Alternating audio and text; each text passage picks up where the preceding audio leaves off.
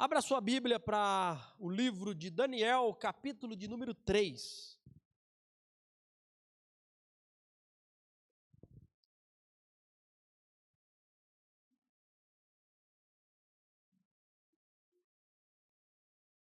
Daniel, capítulo de número 3. Nós continuaremos olhando para essa história incrível, revelada pelo Senhor, mostrando, os feitos do Senhor na história, os traços que Deus, pintou, aquilo que Deus proporcionou, mas também mostrando a participação do ser humano, dos personagens. E o convite, desde que iniciamos o capítulo 1, é olharmos para a história de Deus e aprender com aquilo que não só o Senhor fez, como cada um reagiu diante da história que Deus estava escrevendo, revelando, se apresentando ao mundo. Então, o capítulo de número 3, ele é a sequência do livro de Daniel na sua cronologia.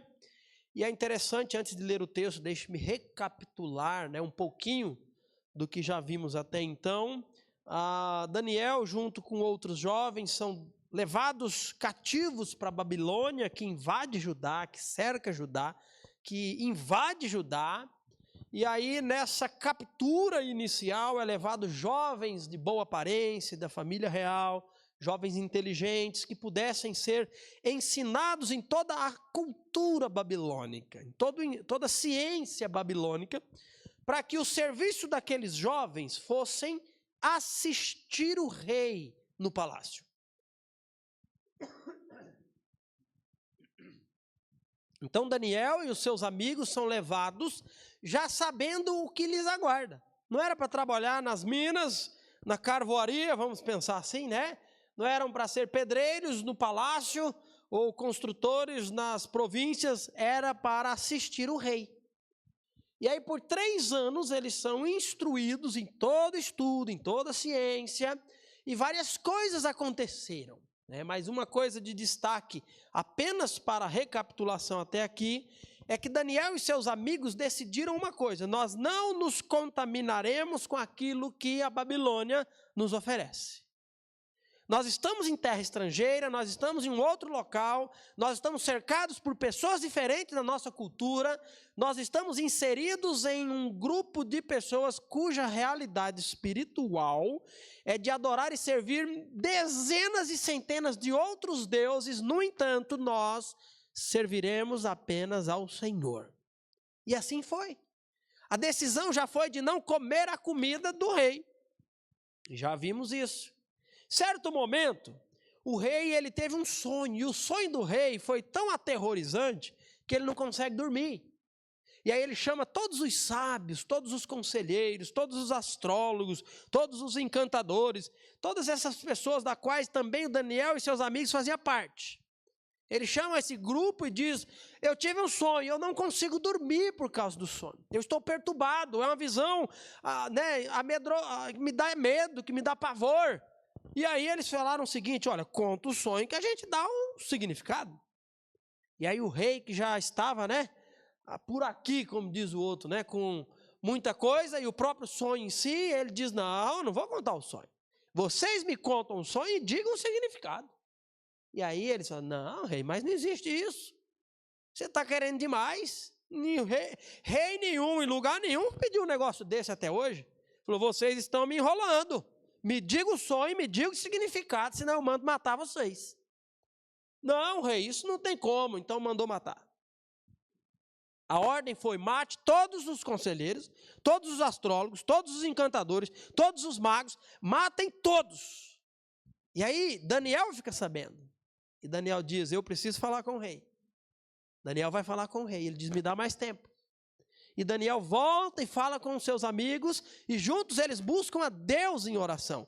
E o Senhor revela os sonhos do rei para Daniel. E o Senhor dá o significado do sonho para Daniel sobre o sonho do rei.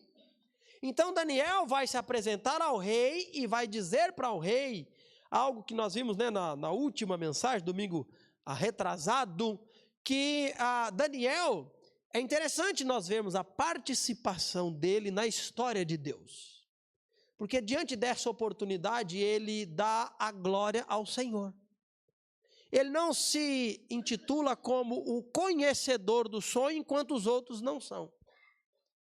Pelo contrário, Daniel vai dizer o seguinte: ó rei, eu não sou melhor do que os outros, mas eu sei o significado do sonho, porque Deus quis que você soubesse o que se passa no seu coração.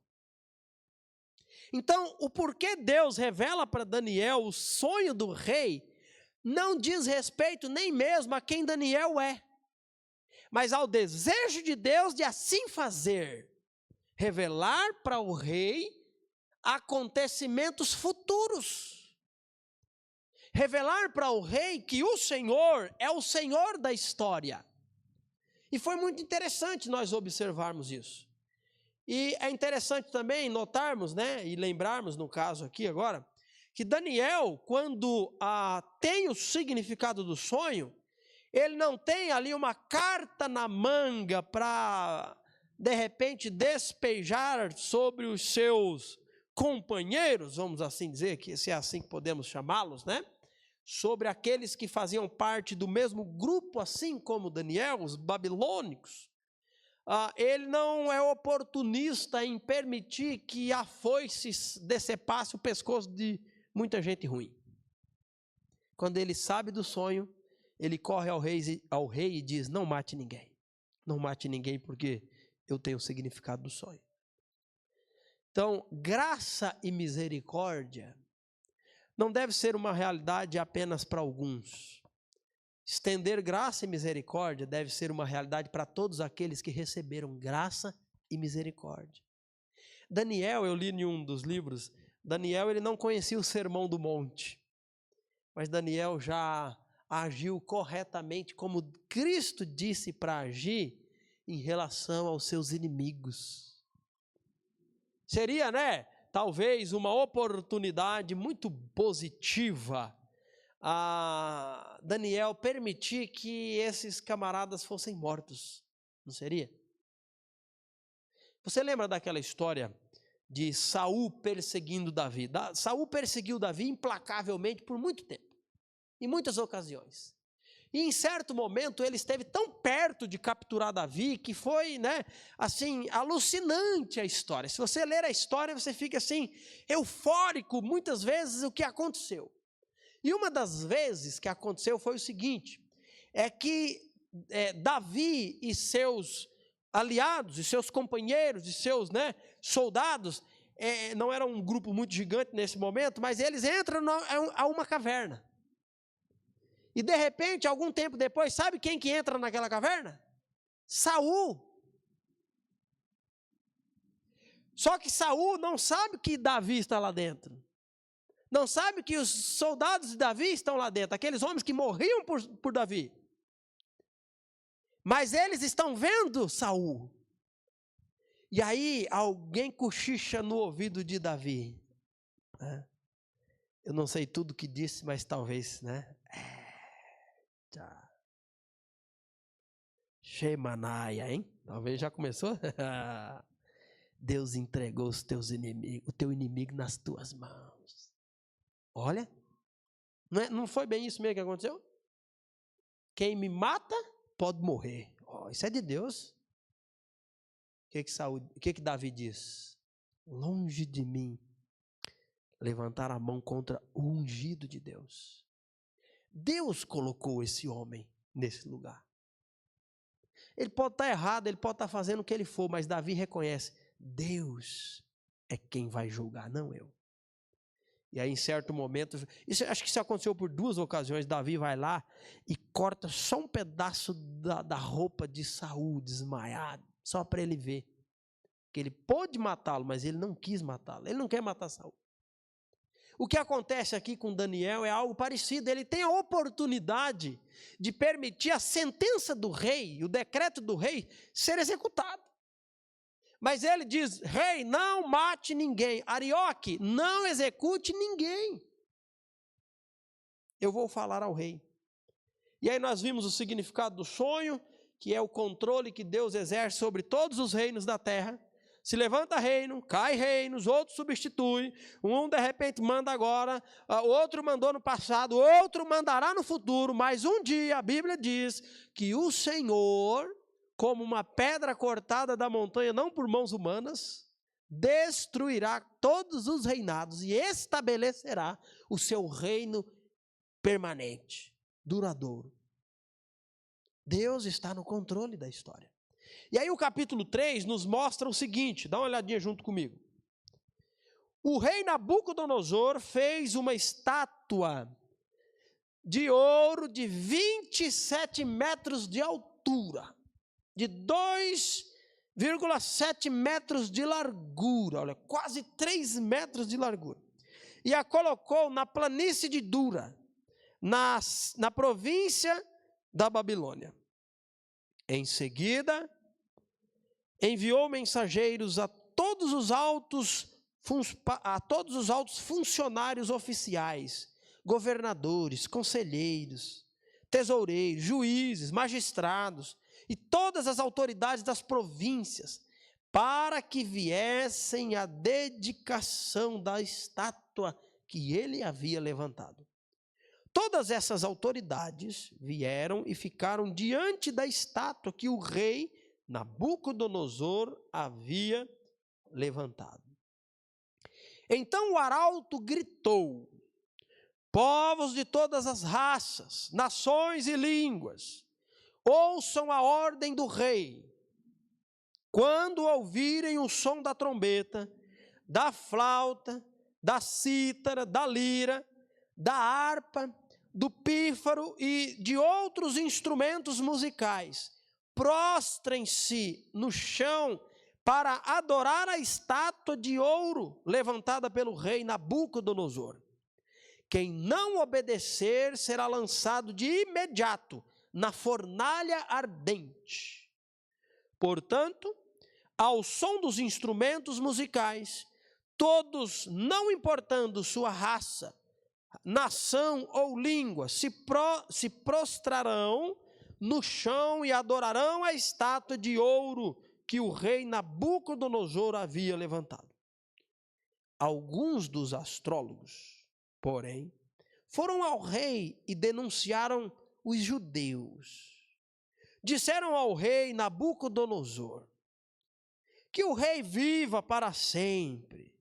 O rei publicou um decreto exigindo que todos se prostrassem e adorassem a imagem de ouro quando ouvissem o som da trombeta, da flauta, da cítara, da lira, da harpa, do pífaro e dos outros instrumentos musicais. De acordo com esse decreto, quem não obedecer será lançado na fornalha ardente. Alguns judeus, Sadraque, Mesaque e Abednego, que o rei encarregou da província da Babilônia, não lhe dão atenção, ó rei. Recusam-se a servir seus deuses e não adoram a estátua de ouro que o rei levantou. Então Nabucodonosor se enfureceu e ordenou que lhe trouxessem Sadraque, Mesaque e Abednego. Quando eles foram conduzidos à presença do rei, ele lhes disse: Sadraque, Mesaque e Abednego, é verdade que vocês se recusam a ouvir meus deuses e adorar a estátua que levantei? Eu lhes darei mais uma chance, se prostrarem e adorarem a estátua que fiz quando ouvirem o som dos instrumentos musicais. Se, contudo, vocês se recusarem, serão lançados de imediato na fornalha ardente. E então, que Deus será capaz de livrá-los das minhas mãos. Versículo 16. Sadraque, Mesaque e Abednego responderam: ó rei Nabucodonosor, não precisamos nos defender diante do rei. Se formos lançados na fornalha ardente, o Deus a quem servimos pode nos salvar. Sim, ele nos livrará de suas mãos, ó rei. Mas ainda que ele não nos livre, queremos deixar claro, ó rei, que jamais serviremos seus deuses, ou adoraremos a estátua de ouro que o rei levantou. Nabucodonosor se enfureceu tanto com Sadraque, Mesaque e Abidnego, que o seu rosto ficou desfigurado de raiva. Então ordenou que a fornalha fosse aquecida 7 vezes mais do que de costume.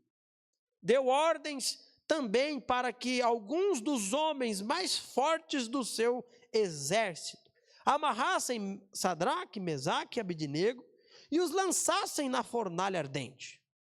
Eles os amarraram e os lançaram na fornalha inteiramente vestidos com túnicas, turbantes, mantos e outras roupas.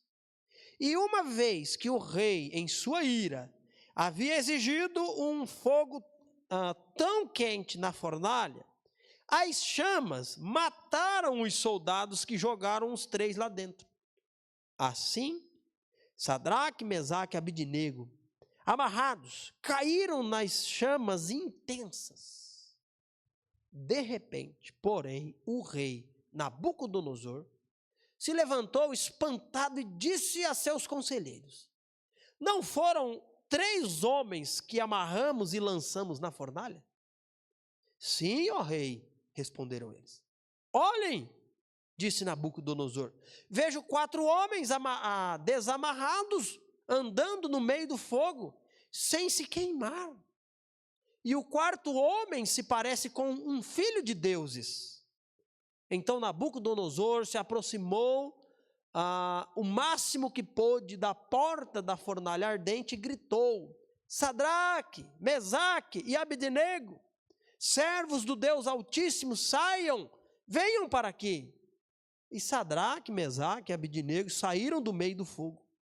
Os altos funcionários, os oficiais, os governadores e os conselheiros se juntaram ao redor deles e viram que o fogo não os havia tocado. Nem um fio de cabelo da cabeça deles estava chamuscado. E suas roupas não estavam queimadas, nem sequer tinham cheiro de fumaça. Então Nabucodonosor disse: louvado seja o Deus de Sadraque, Mesaque e Abidnego. Ele enviou o seu anjo para livrar seus servos que nele confiaram. Eles desafiaram a ordem do rei e estavam dispostos a morrer, em vez de servir ou adorar qualquer outro Deus que não fosse o seu próprio Deus. Portanto, faço este decreto: se qualquer pessoa, não importando sua raça, nação ou língua, disser uma palavra contra o Deus de Sadraque, Mesaque e Abidnego, ele será despedaçado e sua casa transformada num monte de escombros. Não há outro Deus capaz de livrar dessa maneira. Então o rei promoveu Sadraque, Mesaque e Abidnego a cargos ainda mais elevados na província da Babilônia. Ok, irmãos, esse é o nosso texto, a nossa história, né? Bem envolvente, bem cheia de ação. E aqui, rapidamente, eu gostaria de destacar alguns aspectos dos personagens envolvidos. Nós vamos ver um rei voltado para si mesmo. Nós vamos ver astrólogos maldosos e ingratos. E nós vamos ver Daniel e seus amigos confiantes em Deus. O capítulo 2 termina com Daniel revelando ao rei Nabucodonosor o sonho e o significado do sonho. E também termina, né, junto com tudo isso, a ascensão de Daniel e seus amigos, a posição de, deixe-me pegar aqui para não errar a palavra, governadores da província da Babilônia. Então Daniel e seus amigos recebem autoridade, eles são chefes de determinadas províncias. E o capítulo 3 nos mostra, de repente, o rei mandando matar Daniel e seus amigos. Que coisa! Capítulo 2 é Daniel que revela o angustiante sonho do rei. O rei exalta Deus, o Deus de Daniel, o Deus, né, único e verdadeiro. O rei coloca sobre Daniel a autoridade para governar. E o capítulo 3, o rei manda matar Daniel. E aí nós achamos que isso se deu de um dia para o outro, e isso não foi verdade. Há bons estudiosos que dizem que aqui existe uma lacuna de algo em torno de 20 anos. Do tempo em que o rei tem o significado do seu sonho, para o tempo em que o rei constrói uma estátua. E eu não sei se você percebeu aqui, né? Essa versão que utilizamos, ela já, ao invés de falar de côvados, já traz a conversão dessa medida. 27 metros de altura. 2,70 metros de comprimento, de largura, vamos pensar assim, né? Largura. O Wellington é engenheiro, viu, Wellington? E como é que faz uma estátua dessa naquela época? E não só isso, diz do que foi feito. De ouro. Provavelmente não seria um ouro maciço, uma estátua de ouro maciço. Tá? Provavelmente existe aqui algum material, ou madeira, alguma coisa, um revestimento de ouro. Mas o ponto aqui é o seguinte: imagine o resplendor de um monumento de 27 metros de altura, de ouro, o brilho disso. E aí, eu não sei você, mas você já parou para pensar o que está em jogo aqui? O ouro da época é o ouro de hoje. Talvez o valor é diferente, mas o valor do ouro hoje é extremamente alto, naquela época era extremamente alto também. Mas eu dei um Google, né? Quanto que está o quilo do ouro aí, né? E eu carrego ouro comigo também, viu? Aí. Todo mundo tem um, né? Isso aqui, na época, há 12, 13 anos atrás, pedacinho aqui me custou, olha, né, foi 900 e tantos reais. Era muito dinheiro. Mas merecia, claro que merecia. Trabalhei igual um cavalo velho para, né, valeu o serviço, e ainda foi o dono do serviço que comprou para mim, né? Falei, ô, meu amigo, ó, tem um negócio aí. Quando eu falei para ele, claro que eu vou comprar, o casamento, né? Irmãos, ó, o quilo do ouro hoje, o ouro mais impuro que tem, 18 quilates, ele está quase 600 mil reais. 1 quilo de ouro. Quase 800 mil. O quilo do ouro mais puro, que é o 24 quilates. Uma estátua de 27 metros de altura. Quase 3 metros de largura, revestida em ouro. O que esse rei quer comunicar? Você acha que é só um símbolo de tem ouro no estoque? Irmãos, nada me tira da cabeça o seguinte: a motivação desse rei em fazer essa estátua, sabe o que foi? O sonho que ele teve. Foi o sonho que ele teve. E essa não é uma motivação nobre e espiritual, não. Porque no sonho que ele teve, qual que era a parte que correspondia a ele e o seu reinado? A cabeça de ouro. Mas que seria destruída pelo reinado seguinte. Lembra do peitoral lá de prata, bronze, e os pés e pernas de ferro e barro? O que esse rei está fazendo aqui? Ao construir uma estátua toda de ouro, ele está com o seu baita orgulho voltado para si mesmo, dizendo o seguinte: isso não vai acontecer não. Eu sou a cabeça de ouro, mas eu sou a estátua inteira de ouro. A Babilônia não vai cair não. Esse rei, ele não só, irmãos, está fazendo aqui um negócio como símbolo do seu reinado, de jeito nenhum. Esse rei está motivado por engrandecer-se. É um cara voltado para si mesmo. É um cara que acha que tudo gira em torno dele. E não só para expor, né? Não só para a exposição do seu poder bélico e toda a sua riqueza, majestade, glória. Ele é dominador. Ele não só faz isso e diz, vai ter sanduíche para todo mundo que vier, viu? Não é isso não. ele manda um arauto redigir um decreto, e o decreto é enviado a cada uma das autoridades do reinado da Babilônia, dizendo: vocês devem estar aqui no dia tal, na hora tal, não se atrase, porque vocês vão ver o que o rei vai apresentar, uma estátua. E quando os músicos tocarem aquela, né, música de início ali, todo joelho deve se dobrar à estátua que o rei fez. Deve adorar a essa estátua. Ou indiretamente, essa adoração ela está voltada para quem também? Para o próprio rei. É ele quem tem o domínio? É ele quem determina? Irmãos, Deus está escrevendo a história, mas é impressionante como que tem gente que tem a capacidade de achar que ele tem o poder nas mãos para escrever o que ele acha que deve ser feito. Como que isso é verdadeiro na história da humanidade? Como que o orgulho que faz parte do coração do homem caído, e no caso do homem sem Deus, muito acentuado, ele acha que ele realmente é invencível.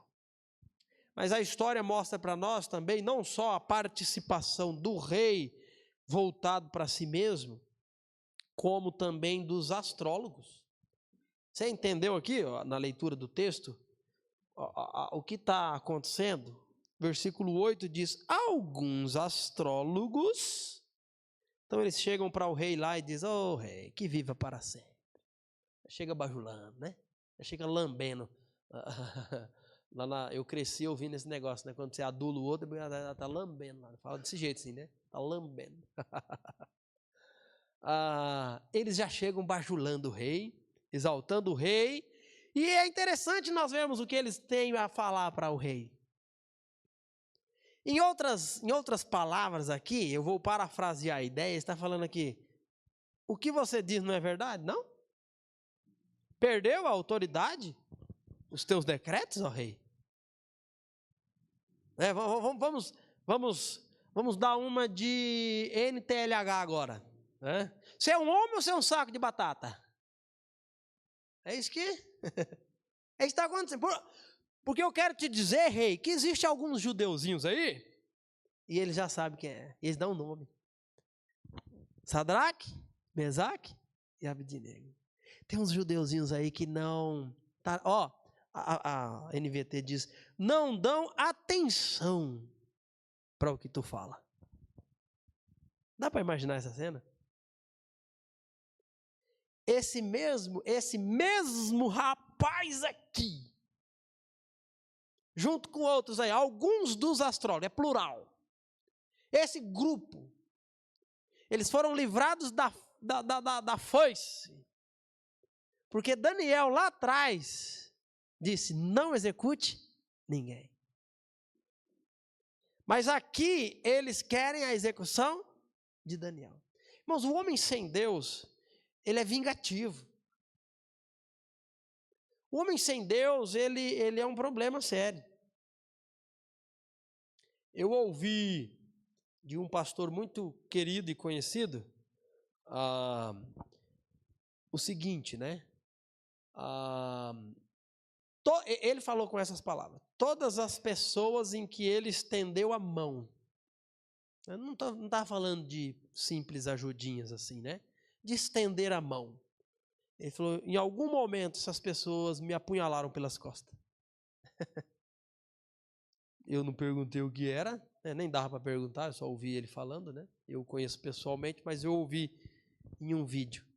Não vem ao caso, mas assim, o ser humano tem esse poder, ele tem essa capacidade. Que capacidade? Da ingratidão. Aqui existe ingratidão por parte dos astrólogos. Aqui existe maldade, sagacidade. Daniel é o responsável pela vida deles. A boa atitude de Daniel livrou eles do decreto do rei da morte. E agora eles são os primeiros, sagazmente, porque eles eram sabidos, sagazmente chegam para o rei e diz, né? Não está valendo de nada aí o que você fala? Por quê? Tem uns camaradas aí, Sadraque, Mesaque e Abednego não se dobrou. A música tocou, pararam de tocar a música, todo mundo se curvou, todo mundo reverenciando a sua estátua, ó rei, o símbolo do seu poder, do seu reino, mas eles não dão atenção para você. E como dói, como é difícil, né? Vamos se colocar no lugar de Daniel. Você está nessa posição. Teve uma vez que eu trabalhava numa fazenda, e é impressionante, irmãos. Peão é peão e é peão mesmo, né? O negócio a gente fala assim, né? Peão é peão. Quando você tem um monte de gente que vem de tudo quanto é lugar, que ninguém conhece ninguém, e passa a ficar tudo junto, morando junto, dormitórios, refeitórios e trabalhos, meu amigo, é um puxando o tapete do outro, que a gente chama, né? É um querendo causar problemas para o outro, subir, né? Ser promovido à custa de pisar em alguém. Os irmãos que trabalham em empresa aí e dividem, né, ambiente com outras pessoas sabem muito bem do que eu estou falando. Aí teve uma vez que a ordem lá era o seguinte: eu trabalhava na ocasião no almoxarifado. E nesse momento desse período do ano, às vezes mais tranquilo tudo, eu tinha a responsabilidade de abastecer todo o maquinário que vinha da lavoura. Então, os tratores, às vezes fazia aquela fila, né? Então, aí eu abastecia os tratores, os caras, né, os operadores estacionavam no lugar correto. Aí teve um camarada que não veio para bomba aquele dia, né? E eu olhei para ele e tal, né? A gente tá sempre esperto no meio de gente perigosa, né? Falei, amanhã ele vem, né? E eu já, na hora que ele vinha, eu vou dar uma, né? Já viu essa expressão, né? Matar na unha aqui, né? Por que você não veio ontem? O cara com pressa de ir embora, não veio. Não, ele não veio não para abastecer não, ele pegou o trator e foi para a roça. Sabe o que aconteceu, né? Alguns minutos depois, né? O trator acabou o diesel. O trator acabou o diesel, o que aconteceu? O gerente já fica uma fera, meu amigo. Esses negócios é alta produtividade, é lucro, é dinheiro, ninguém pode perder tempo e tal. E aí, por que acabou o diesel? Ah, o fulano não quis abastecer meu trator. Foi assim. E aí eu tive que ouvir o que não tinha nada a ver, porque alguém disse que eu não quis abastecer o trator. Só são pequenos exemplos. Quantas mentiras inventadas. Então, assim, o que nós vemos aqui é exatamente isso. Os astrólogos que poderiam, né, ter agido com misericórdia, com simpatia, não. Eles instigam o orgulho de um rei, né, sangue sedento. E esse rei que sequer traz em consideração que foi Daniel quem conta o sonho para eles. Esse rei manda, né, eles se apresentarem e diz o seguinte: eu vou dar mais uma chance.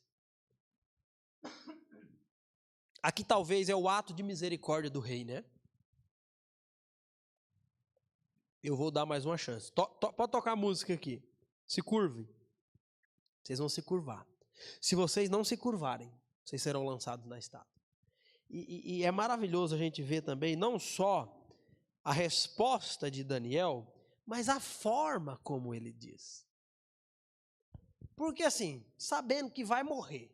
Porque ele não sabia que ele ia morrer ou não ia morrer, não. Mas sabendo que vai morrer, para um cara que tem te desaforado, a mentira, a traição, a corrupção, a falcatrua, te coloca nessa situação de inocente. Você vai falar alguma coisa, fala, ó, seu miserável, deixa eu te dizer uma coisa, seu, né? Vai morrer mesmo, meu amigo? Fala umas verdades para esse barrigudo aí. No mínimo era um barrigudão, né? O rei, por quê? Folgado do jeito que ele era, o palácio servindo tudo que ele queria, no mínimo era um cara destruidor de tudo, de todos. Aqui, ô seu, né? Deixa eu te dizer uma coisa sobre você. Vai morrer mesmo? Não. Quem tem Deus, irmãos, entende que a vingança pertence ao Senhor. Não é nós. A vingança, né, é algo que o Senhor, no tempo certo, vai trazer a justa recompensa para o ímpio, para o justo, para o injusto. E aí, quando nós vemos aqui Daniel e seus amigos responderem ao rei, ele diz: ó rei Nabucodonosor, nós não precisamos nos defender diante do rei. Isso é maravilhoso. Ele não vai se justificar, ele não vai se defender. Não é assim que a gente age? Nós somos os primeiros. Não, mas... E aí, meu amigo, senta que lá vem a história. Porque a gente é habilidosos em nos defender. Ele simplesmente diz: ó rei, nós não vamos nos defender. Não precisamos nos defender. Se você nos jogar na fornalha de fogo ardente, nós podemos morrer sim. Mas nós podemos ser livres por Deus. O Deus que nós servimos tem poder para isso. Outra coisa interessante, Daniel não diz: você lembra do sonho? Esse Deus tem... Não, ele não se defende. E ele diz: se Deus quiser, ele nos defenderá. Se ele não quiser, nós morreremos. Mas uma coisa eu quero que você fique sabendo: com fornalha ou sem fornalha, com vida ou com morte, nós não nos dobraremos diante da sua estátua e nem adoraremos os seus deuses. De forma mansa, verdadeira e firme. Aí o cara que é voltado para si mesmo, quando ele recebe isso é uma baita de uma afronta. O texto diz que ele se transfigurou. O rosto do rei ficou desfigurado de raiva. E aí ele manda aquecer a fornalha 7 vezes mais. Dá para ter noção de um negócio desse? O texto destaca o fato de ser tão quente a fornalha que quando abriu a tampa para jogar o Daniel e seus amigos lá, os soldados morreram com o calor.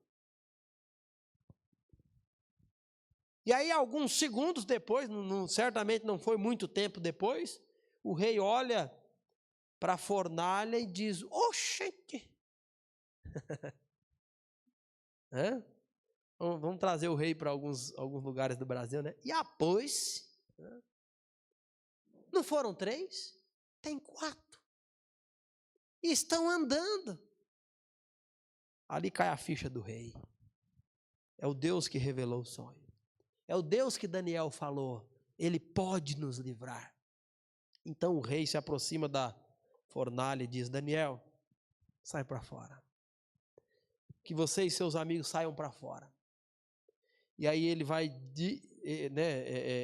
emitir um decreto dizendo o seguinte: todos os que falarem uma palavra contra o Deus de Mesaque, Sadraque e Abidnego, ele será destruído e a sua casa despedaçada. Talvez em muitos ambientes essa história ficaria tudo girando em torno da fornalha e dos homens lá dentro, né? E eu já vou concluir, na verdade, o nosso tempo já é chegado. Mas, irmãos, Deus está escrevendo a história. Ele é o Senhor da história. E quando Deus quer agir diretamente, entrando na história, coisas assim aconteceram. Um anjo, o que provavelmente uma aparição do próprio Cristo no Antigo Testamento, está presente com Daniel e seus amigos dentro da fornalha, e o texto diz que não fez nada, mesma coisa que nós aqui agora, nem cheiro de fumaça tinham. Mas eu quero concluir dizendo o seguinte: esse Deus, ele não só escreve a história, mas em certos momentos ele entra na nossa história. E há mais de 2000 anos atrás ele entrou na história. O Deus que se fez carne e habitou entre nós. E esse Deus foi desprezado, não reconhecido como rei, mas ele era o Rei da Glória. E de maneira conforme o próprio profeta Isaías disse, como uma ovelha muda diante dos seus tosqueadores. Ele não se defendeu. E aí, morto na cruz do Calvário, derramando o seu sangue, conforme nós observamos na ceia do Senhor, ele é sepultado. E ao terceiro dia ele ressurge. A história está sendo escrita, não como uma folha branca com a liberdade de ser colocado ali o que se quiser imaginar.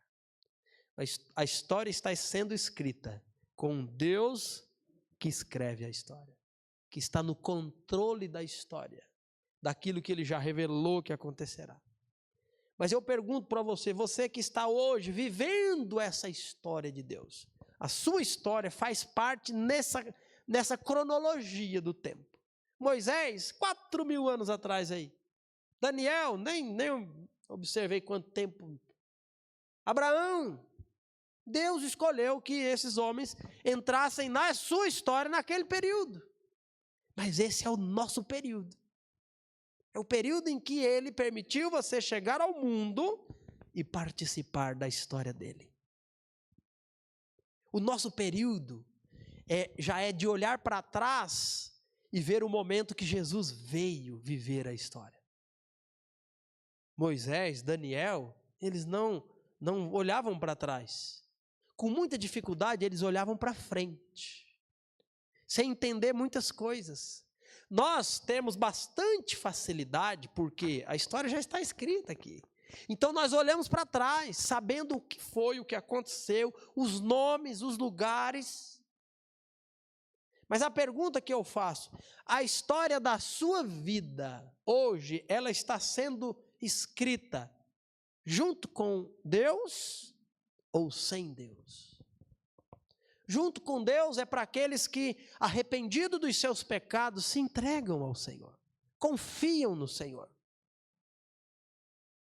E distante de Deus é para aqueles que ainda têm vivido a sua vida, a sua história, independente de Deus, achando que você, talvez como Nabucodonosor, sem o poder e a glória, você tem a liberdade para fazer o que quer, achando que é o Senhor da história. E não é.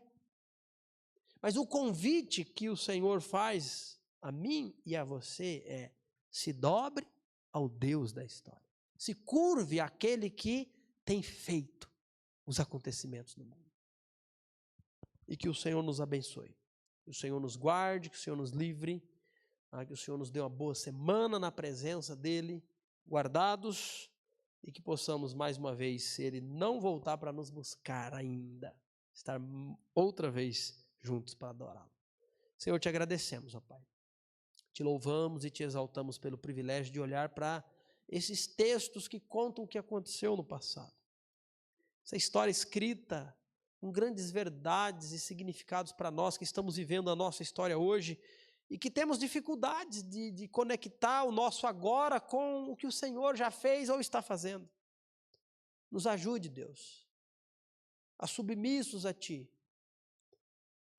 a dependentes de Ti, participarmos de uma forma que glorifique o Senhor. Participarmos na história de uma forma que honre o Senhor, que agrade o Senhor.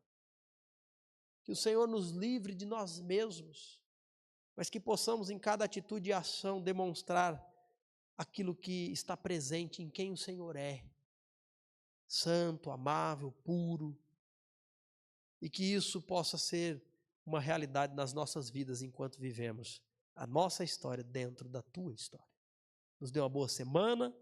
E oramos que o Senhor nos proteja e guarda, livrando-nos do mal. No nome de Jesus. Amém.